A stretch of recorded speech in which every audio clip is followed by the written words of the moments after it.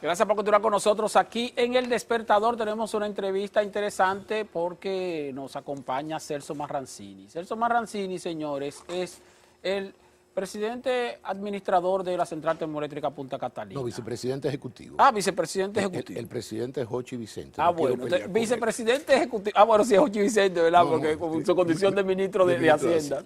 Hacienda. Vicepresidente ejecutivo también del gabinete eléctrico presidente del gabinete del eléctrico. poder. Presidente. Ah, bueno, mira, que tú veas, me está haciendo corrección. Sí. Y también es el presidente del Consejo Unificado de las EDE, de las empresas distribuidoras de electricidad, del llamado CUET, que ahí es donde está la papa caliente, porque ahí es donde está la situación de las distribuidoras del norte, del sur y de este.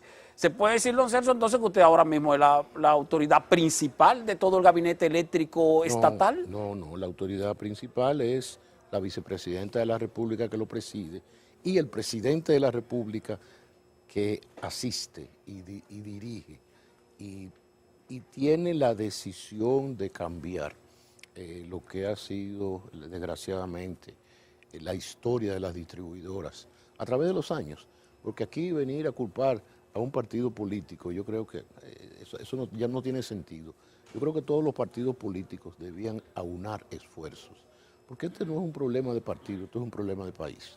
No. Entonces nada, simplemente nosotros frente al Consejo Unificado, en la posición de presidente ejecutivo, pues esa es nuestra responsabilidad. Y a eso hemos venido.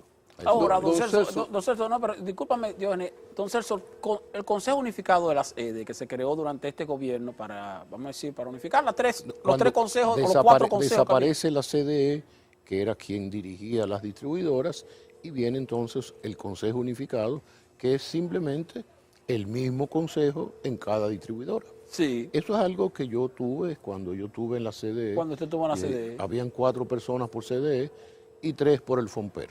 Ahora, sin embargo, a lo que quiero referirme es al hecho de que ese Consejo Unificado, que tiene menos de 4 años de existencia, ha tenido con usted 4 presidentes, precisamente. O sea, ¿qué ha pasado ahí? ¿Por qué? Mira, yo creo que eso es algo interesante de analizar. Yo pienso que ha tenido mucho que ver con, inicialmente, quien preside el Consejo Unificado es Antonio Almonte, ministro de Energía y Minas. Por alguna u otra razón, Antonio Almonte decide salir del Consejo Unificado. En ese momento se queda por un tiempo solamente la figura del vicepresidente ejecutivo, que era Andrés Astacio. Sí. Y después, con la renuncia de Rafael Velasco, pues entonces Astacio pasa a la Superintendencia de Electricidad. Ahí vienen, nosotros le decimos los Manueles, que era Manuel Lara y Manuel Bonilla. Manuel Lara, por razones de salud, renuncia a los 7, 8 meses. Y Manuel Bonilla duró un año y dijo que ese había sido su compromiso, de estar por un año. Entonces, desgraciadamente, esa es una realidad que no ayuda. ¿Por qué? Porque son visiones diferentes. La visión que yo encontré en el CUET es diferente a la que debe ser un consejo. Había una involucración directa de los consejeros en la parte operativa. Se le había disminuido los poderes a los gerentes generales, y cuando eso sucede tú no tienes a quién exigirle, porque tú no te puedes exigir a ti mismo. Si tú participas como miembro del consejo en el proceso de compra, tú no puedes exigir del proceso de compra. Si tú participas en la parte legal o en la parte de distribución, entonces eso lo organizamos, inmediatamente llegamos, es muy buen consejo, excelentes personas. Yo creo que faltó tal vez una visión mucho más gerencial del consejo, porque el propio Almonte ha dicho en varios programas de televisión que los políticos no deben ir a las sedes. Tal vez él mismo se dio cuenta rápidamente, al año y medio de haber estado frente a las sedes, que un político no debía de estar ahí porque no hace el trabajo que tiene que hacer. Don Celso, hace justamente un mes, la unidad 1 de Punta Catalina salió de servicio. Sí. Y en principio lo que se dijo fue que estaría fuera de servicio por 40 días. Exactamente. Entonces, van 30. Exactamente, van 30. Entonces, si usted lo tiene contado, usted se puede imaginar que yo lo tengo. Yo tengo un calendario, me voy tachando los días. Entonces, don Celso, la pregunta es, ¿cómo va el proceso? Muy bien. Y si finalmente estará fuera la unidad 1 solo 40 días o si se necesitará algo más de tiempo para su rehabilitación total. Nosotros esperamos que algo menos de 40 días. Nosotros esperamos que ya en el fin de semana se estén haciendo pruebas ya con la unidad y que los primeros días de la semana próxima estemos en línea. Mantenimiento programado, eso se anunció al organismo coordinador en el mes de septiembre.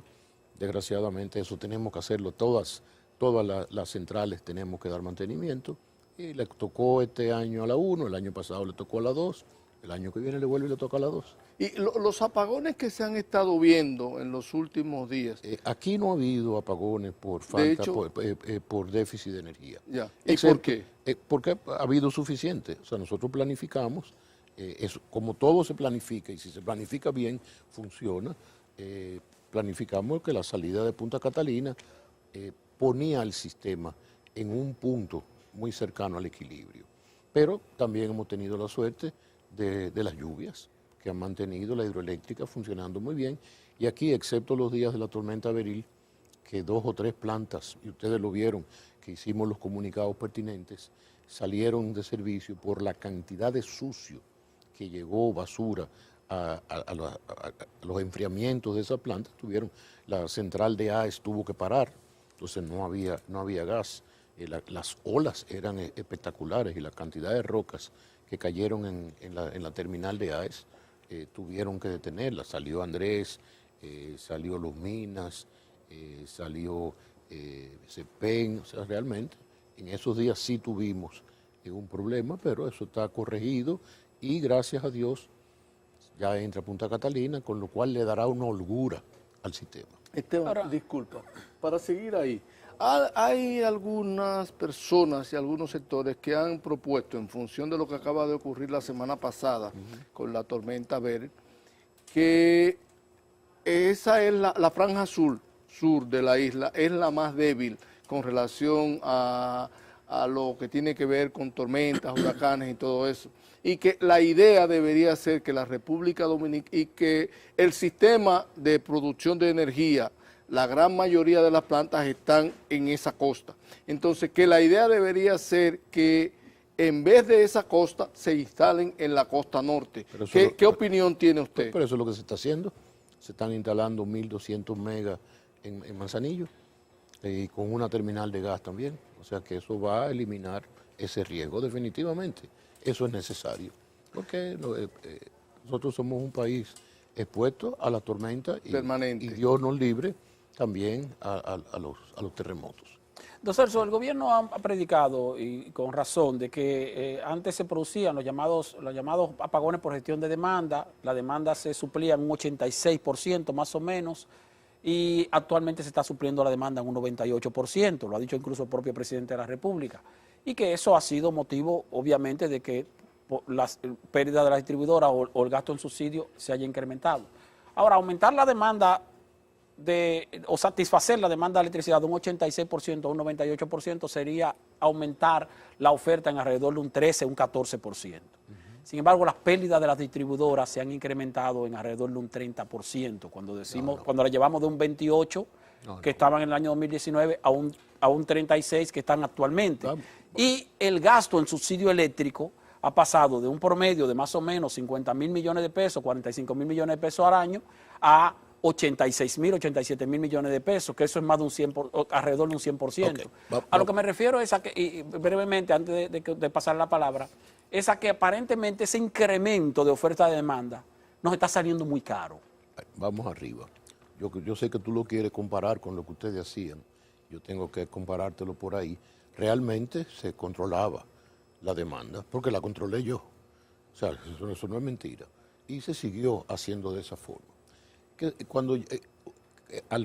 Durante la pandemia, el gobierno del PLD toma la decisión correcta de subir. El país estaba en el piso. Sí. Y al llegar el presidente Abinader dice, yo continúo esa política porque yo quiero que el país se desarrolle. ¿Qué pasa? Que en eso viene la guerra de Ucrania. Viene la guerra de Ucrania y muchos de los componentes que hacían falta se hicieron difíciles de comprar. Los cambios constantes en EDESTE, por ejemplo, que es donde nosotros tenemos la crisis mayor. Primero, en EDESTE, en el 2012, yo lo dejé EDESTE con la pérdida en 36 y en el 2020 estaban exactamente en el 36, durante 8 años donde el petróleo estuvo al nivel más bajo. No se hizo nada en EDESTE. EDESUR se bajó algo las pérdidas, porque ahora cuando tú hablas del 38, el 38 está impactado por EDESTE. Aquí, y no voy a decir que estoy contento con EDESUR y con EDENORTE, no lo estoy, porque de las 3 distribuidoras en el 2020, la mejor era EDENORTE, sigue siendo la mejor. Antes del 2020 también, porque recordábamos que EDESUR tenía mejor desempeño que EDENORTE, sin embargo hoy día EDENORTE tiene mejor desempeño que EDESUR. EDENORTE ha sido la mejor, o no la mejor, la menos mala. La menos mala. Porque, por ejemplo, a mí me decía mi querido amigo Antonio Almonte, el ministro de Energía y Minas, el problema es EDESUR, EDESTE, que pierde un 56, las otras no son problemas.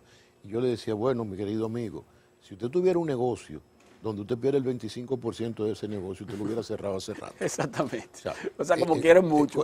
No, mucho no, es muchísimo.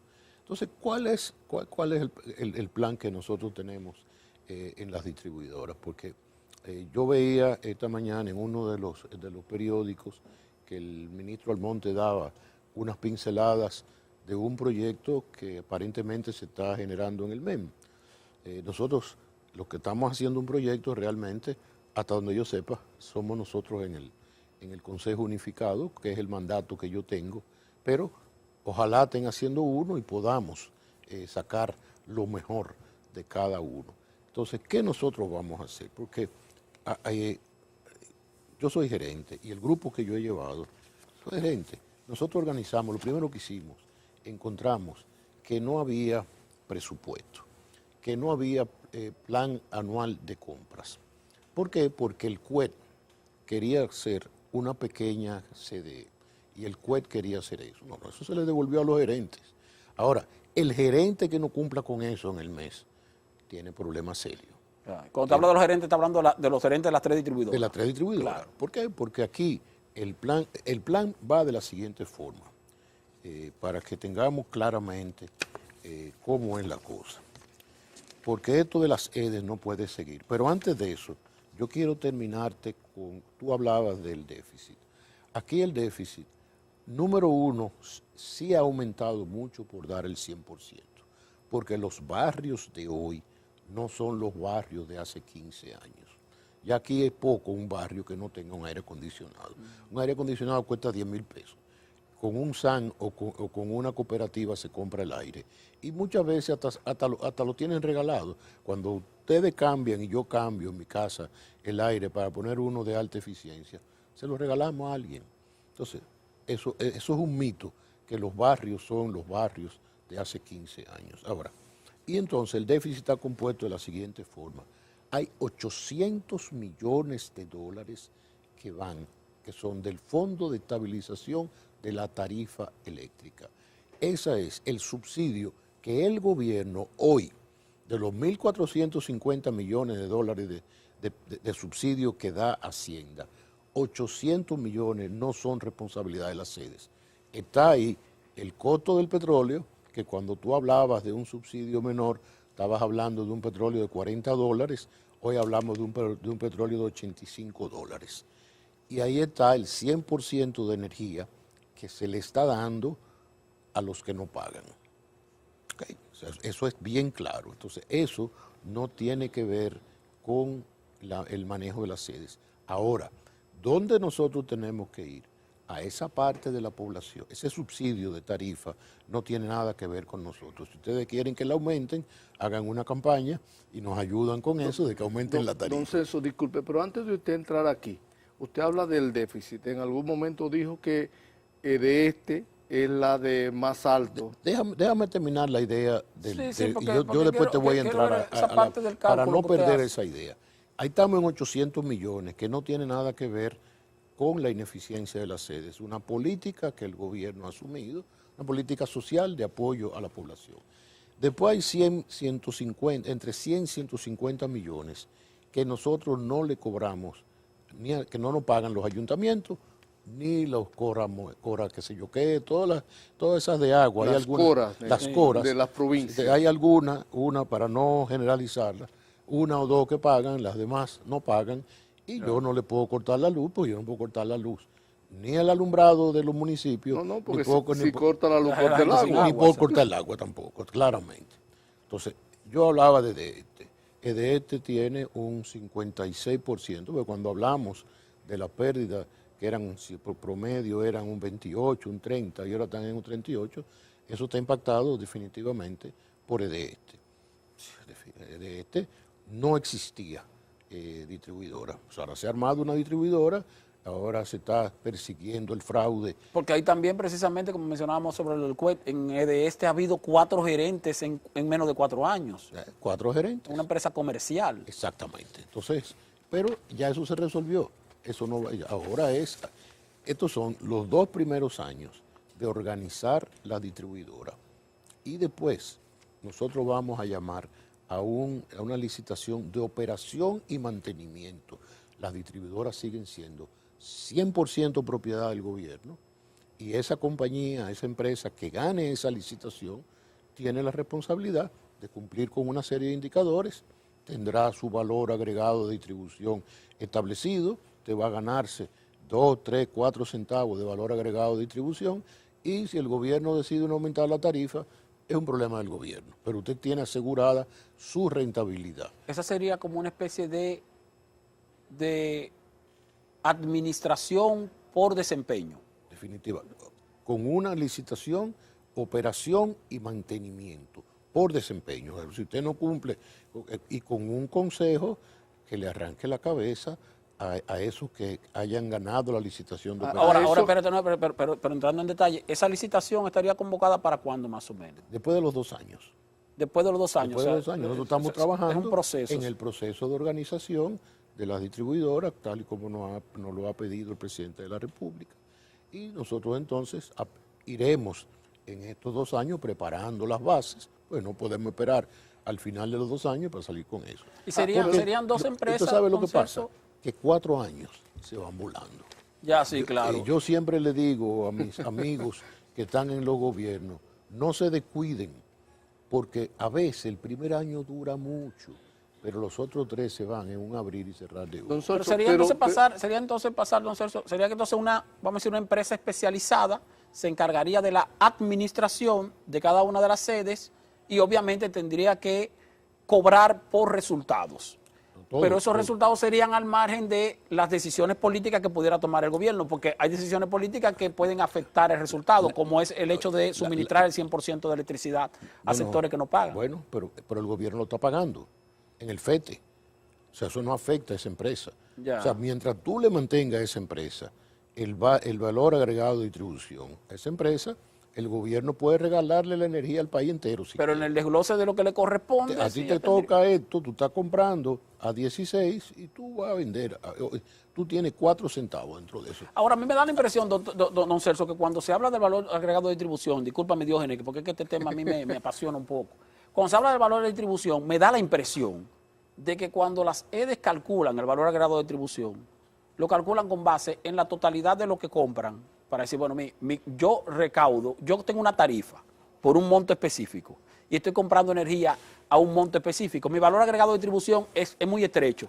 Ahora, cuando tú me dices que es muy estrecho es porque tal vez tú estás calculando lo que tú estás cobrando en tarifa a un 65% de la población, pero con base en lo que estás comprando, que es para abastecer a un 100%. Entonces, así tu valor agregado siempre va a ser estrecho. Mi amigo, o se calcula con base en lo que se comercializa solamente. El valor agregado de distribución es un cálculo que incluso lo hace la superintendencia.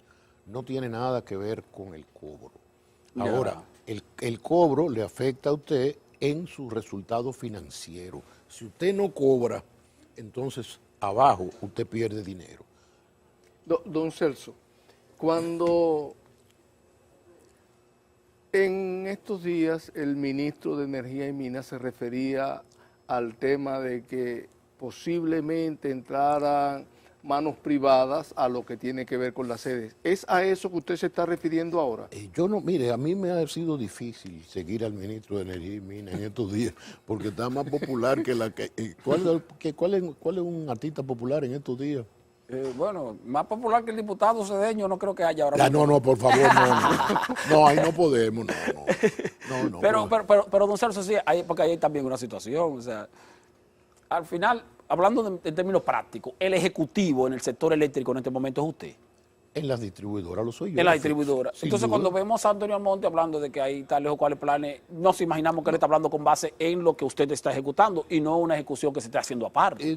Mira, a veces uno no entiende por dónde que va la cosa. Yo sé que a veces crea confusiones, pero no importa, nosotros nos ponemos de acuerdo en el gabinete eléctrico, que es el sitio donde nosotros discutimos cuáles van a ser las políticas, con la presencia del presidente y la vicepresidenta, y ministro de Hacienda, el superintendente, el ministro de la presidencia.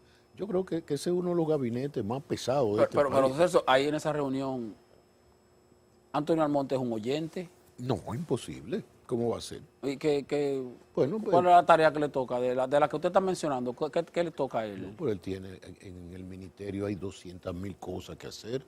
Bueno, sí, en el ministerio, pero me refiero a la parte eléctrica, distribución eléctrica. Es que la parte eléctrica siempre se dividió y se dijo, el responsable de la parte eléctrica es el Consejo Unificado. Ya. Entonces, esa es la responsabilidad que nos toca a los que, no a mí, los que estamos en ese consejo, los que están, y nosotros, abajo, o sea, debajo de nosotros, debajo del consejo, las EDES. Sí. Entonces, las EDES tienen que empezar a dar resultados y nosotros ya vemos algunos resultados interesantes en poco tiempo. Ahora sí, usted habla de que en un periodo de 2 años, de aquí a 2 años se va a hacer ese proceso al que usted hace referencia. Mientras tanto, en esos 2 años, ¿qué se va a hacer con las distribuidoras? Yo te voy a decir. ¿Qué era lo que usted traía aquí? Exactamente. Vamos, las acciones. Nosotros necesitamos, vamos a contratos de energía de largo plazo, mejorar los procesos de contratación, ampliar y mejorar la telemedición, procurar un mecanismo que ponga al día las deudas de los ayuntamientos. Y sobre las pérdidas, en el primer año estamos proponiendo reducir de 2 a 4 puntos. Estamos hablando que del 38 nuestra esperanza es reducir al 32. Pero indudablemente vamos en un proceso donde muchos materiales con la misma escasez no existían, están llegando, o sea que nosotros tenemos un proceso más lento este año que lo que sería el año que viene. Para el segundo año nosotros proponemos una reducción de pérdida del 6, para el tercero 5 y para el cuarto 6. Si tú sumas eso, tú estás hablando de 17 puntos en 4 años. En 4 años. 4 años. Dejaría el sistema con la mitad de las pérdidas, llevaríamos el déficit a 500 millones y la estructura. Proponemos gerentes y directores elegidos por capacidad, consejeros igual. Mejorar los equipos de auditoría interna de las sedes. Por ejemplo, algo que nosotros encontramos cuando llegamos, que los auditores están puestos por los administradores. Eso no puede ser. No puede ser. O sea, no puede revisarse a sí mismo. Entonces, están puestos por el consejo y reportan. Ahora entrarán las nuevas, son mujeres, que a mí me encanta. Yo prefiero trabajar con mujeres que con hombres. Saben hacer 5 cosas al mismo tiempo, muy bien hechas, y nosotros una tal vez. Entonces, pero le van a reportar directamente al CUET. Al consejo. Al consejo, no al administrador. No al administrador, no, definitivamente. Publicación anual del FETE, eso se lo hemos pedido a la superintendencia. La modificación de los estatutos de las sedes. Ustedes recuerdan que son estos estatutos de la capitalización, donde existían acciones A, acciones B. El FOMPER es actualmente el dueño de las empresas distribuidoras. Y realmente dueño de todo debe ser el Ministerio de Hacienda. Pero eso no nos compete a nosotros, eso ya es una decisión del presidente de la República. Y junto con Indutel, trabajar en un proyecto para desentar la contaminación visual de los cables eléctricos y telecomunicación. En cuanto a transparencia. Estamos hablando de los cables de la ciudad. Sí, señor. Sí, porque ahí hay un tema, don Álvaro. Déjame decirte, eso es algo que mortifica mucho al presidente. O sea, realmente, lo que nosotros tenemos en esta ciudad mete miedo. Y muchas veces se le achaca a las distribuidoras. Y no es cierto.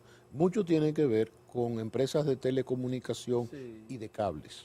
Y no necesariamente las de comunicación organizadas, sino esas que aparecen por ahí, que desaparecen y no quitan los cables, y eso es lo que afea esta ciudad, que es una ciudad preciosa. Sí, que no son cables eléctricos necesariamente. No, que no son eléctricos. Transparencia.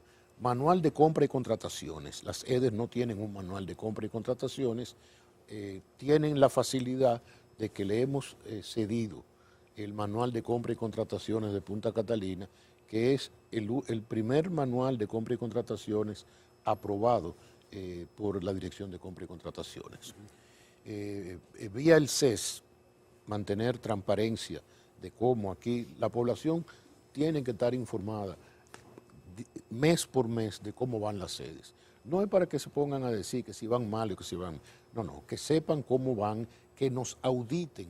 Así como nosotros vamos a auditar a los gerentes, nosotros queremos que la población nos audite. Ahora, ese informe de desempeño se publica a través del Ministerio de Hacienda, del Ministerio del MEN, del Ministerio de Energía y Minas. Sin embargo, debería publicarse a través del CUET como tal, pero el CUET no tiene un portal institucional particular todavía. Lo tendrá. En 2 años, lo que yo le dije a ustedes, licitar la operación de mantenimiento. Entonces, en cuanto a financiamiento, la inversión, porque eso es algo que tenemos que tener claro. Para bajar las pérdidas hay que invertir. Y lo que nosotros hemos propuesto es una inversión de $300 millones al año, 100 millones por distribuidora, y apoyar la unidad responsable de los préstamos de la banca internacional, que hemos reorganizado eso. Eso estaba en el CUET por un lado, en el ministerio por otro, y ahora las unidades ejecutoras están en cada EDE. Son los proyectos de rehabilitación de redes. Rehabilitación de redes del Banco Mundial, del BID y de OPEC. Sí. Entonces, con relación a las pérdidas, el déficit en el presupuesto para el año 2024 es de 1.400 millones. Y como yo les dije, estamos proponiendo rebajar eso al 56. Para este año, nosotros proponemos que EDE Este del 56 baje 3 puntos, EDE Sur que baje 2 puntos y EDE Norte que baje 3 puntos. Pero eso es en este año. Este año. Fíjese la tarea que esto es 24 horas.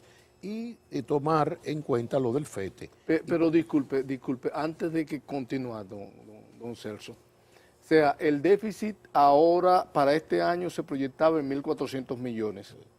Para el año que viene, ¿en cuánto ustedes lo proyectan? Nosotros lo proyectamos igual, porque acuérdate que la inversión se calcula como déficit. Entonces, nosotros pensamos bajar la pérdida, pero nosotros necesitamos que nos suban la inversión. Si no invertimos, no bajamos pérdida. Y ese ha sido parte del problema de los últimos 4 años, una inversión muy baja, porque o no han logrado hacer los procesos o porque no ha habido los contadores, no ha habido los transformadores. ¿Por qué? Porque había escasez.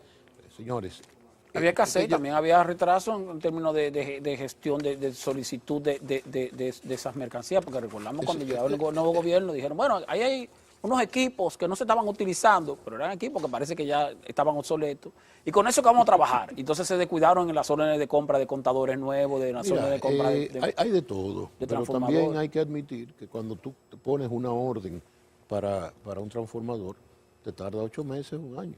Ahora, yo te voy a decir, yo quiero comprar un transformador de repuesto en Punta Catalina, y tú sabes en qué tiempo Mitsubishi me dijo que me lo hacía. En 5 años. En 5 años. 5 años. 5 años. Estoy buscando por otro lado, pero no puedo dar ese lujo. Claro. Entonces, pero sin embargo, tienen que comprarlo con los parámetros técnicos establecidos. Sí. Ahora, ¿qué las EDES? Vamos a parte de ¿qué se queja la población? Y ahí yo quiero que la población nos ayude. O sea, primero que nos ayuden con el fraude. Aquí hay un fraude inmenso. Un fraude que incluso nos están hiriendo a parte de los contratistas. Nos sacan los contratistas con pistola. El otro día le dieron un machetazo a un contratista. ¿Por qué? Porque se ha interiorizado el robo de la luz. Y eso afecta a todo el mundo. Nosotros no podemos, afecta a los que pagamos y afecta a los que no pagan también, porque el déficit sale de los bolsillos del contribuyente. El déficit no viene de ningún sitio que no sea de ahí. Entonces, Pegase, aquí se olvidó lo que era la Procuraduría contra el fraude eléctrico. En los últimos 12 años se olvidó, aquí no se daba seguimiento. ¿Eso se va a reactivar? No, está reactivado. Y nosotros vamos a publicar. ¿Hay sometimientos? Hubo uno ahí, ahora tenemos 2 o 3, tenemos una fábrica de hielo, que incluso la Asociación de Fabricantes de Hielo van a sacar un comunicado dando gracias. Esa fábrica debía 52 millones de pesos. Pero, don Celso, hay 2 aspectos con relación a eso. Uno de ellos... a salir, no esa no. El que no quiera salir en un periódico, que no cometa fraude. Y nosotros sabemos que de la parte nuestra hay una responsabilidad que en el momento que no había los medidores, hay muchas personas que están conectadas directas por las propias distribuidoras. Y se calculaba un consumo promedio, eso de consumo promedio se acabó. La telemedición, nosotros vamos a iniciar ahora mismo un proyecto piloto en EDESTE de 5.000 medidores, de tecnología de corte, lectura y reconexión. Pero se tienen ya los 5.000 medidores, ¿no? Tienen ya, deben de llegar la semana que viene. Bueno, pero quería preguntarle... Los medidores, para que hablemos de medidores, los medidores del año 2024 están comprados. 600.000 medidores con entregas parciales. ¿Y cómo serán las compras? Cuando usted dice medidores, nos estamos refiriendo a los contadores, de las viviendas. ¿Cómo van a ser las compras ahora? No es compra vamos a hacer una licitacióncito de un pedacito, no. Dígame cuál es la necesidad suya del año 2025 y nosotros vamos a salir con las licitaciones en septiembre y nosotros vamos a comprar todo lo que hace falta para el 2025 de las 3 distribuidoras con entrega parcial. Sí. Porque uno tiempo. Ni tiene los recursos ni es lógico tener un sobreinventario. Ahora, don Celso, 2 cosas. Uno de ellos, en este plan que estamos mencionando aquí, que se ve bastante bien aterrizado, aunque bastante ambicioso también, ¿qué va a pasar con la tarifa eléctrica? El gerente que no tiene ambición fracasa.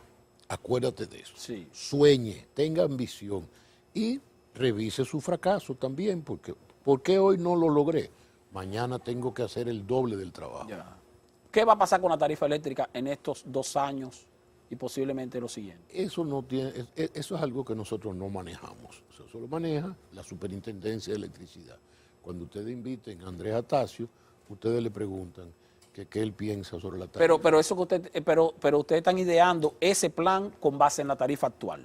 El FETE, el Fondo de Estabilización de la Tarifa Eléctrica, si el gobierno no sube la tarifa, tiene que pagar la diferencia. Si el gobierno sube la tarifa, el Fondo de Estabilización de la Tarifa baja. Ya. Lo segundo, las llamadas interrupciones por gestión de demanda.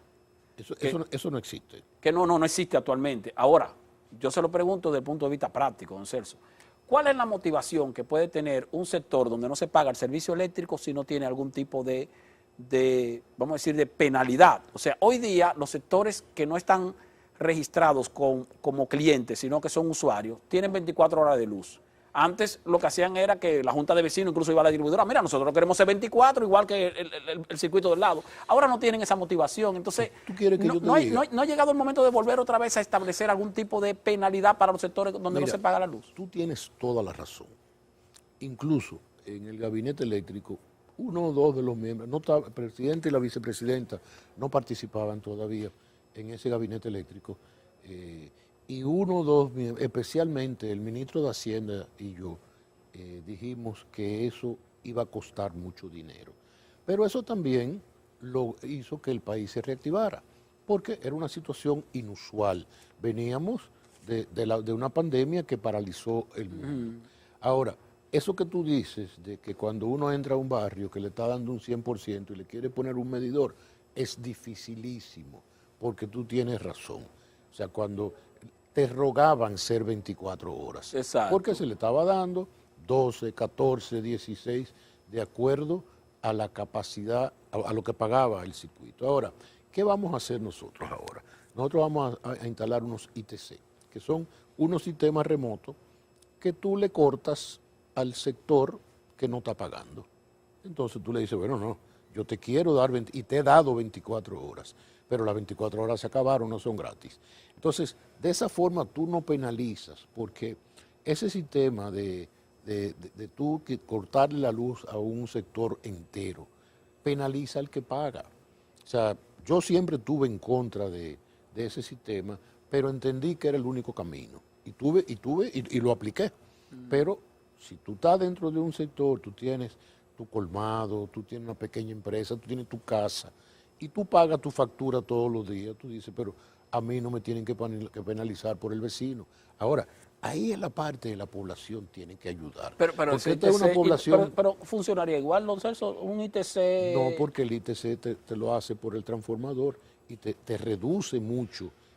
Ya no es una gestión de demanda. Lo sectoriza o enfoca más. Totalmente, ya no es la gestión de demanda de que tú estás dando el 85, tú sigues tratando de dar el 99, pero tú también le dices, si tú no me pagas, yo te hago que tú me pagues. Don Celso, ya prácticamente nos tenemos que ir, pero no podemos cerrar sin hacerle esta pregunta, o al menos yo. O sea, recuerdo, no, suave, don Celso. Recuerdo que cuando se comenzó a hablar de la construcción de Punta Catalina, desde el primer momento eso recibió todos los ataques del mundo de diversos sectores, sobre todo del sector que ahora es gobierno. Sin embargo, vemos que en los últimos tiempos, que en los últimos tiempos ya todos esos ataques han disminuido prácticamente a cero, por no decir a cero. ¿Qué ha cambiado? La política. Cuando yo estaba en la CDE, Antonio Almonte me atacaba. Decía que yo no había hecho nada bueno. Y estoy con él.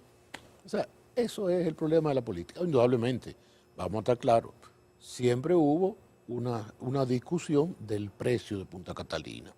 Y ustedes deben recordar que yo participé junto con 7 personas. Era supuestamente un equipo honorable. Yo creo que eso fue un título demasiado grande, por lo menos a mí, yo no sé a los demás. Los 10 honorables. Exacto, los 10 honorables. Y realmente lo que determinó esa comisión, que debió haber costado 1.945 millones, costó 2.700, sí. Eso es lo que está registrado en los libros de Punta Catalina. Ahora, primero, la crítica al carbón, no había otro camino. O sea, yo defendí a Punta Catalina todo el tiempo, porque nosotros llevábamos una licitación en el 11, que siempre dije que fue un error haberla suspendido, esa política también.